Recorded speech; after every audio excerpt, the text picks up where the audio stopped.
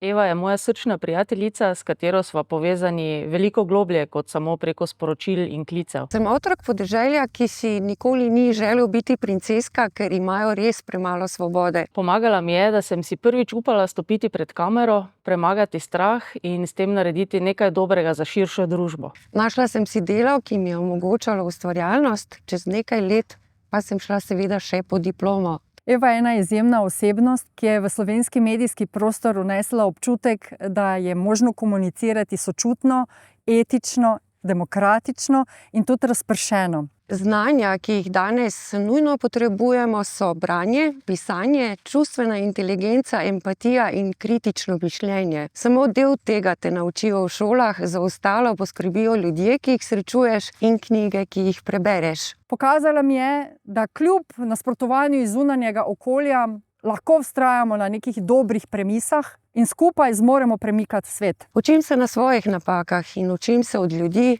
ki hodijo po meni. Trenutno pa me uči knjiga z naslovom Kako misliti ta svet drugače.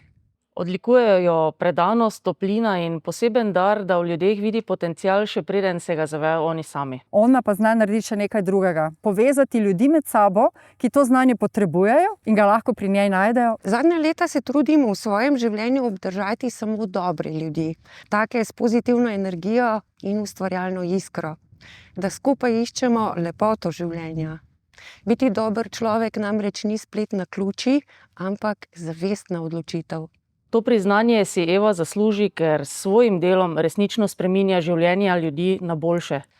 Najpomembnejše v življenju je ljubezen. Ljubezen do sebe, do drugih, do učenja in osebne rasti. Stavek, joj, kaj bodo pa drugi rekli, pa bi moral biti prepovedan z zakonom.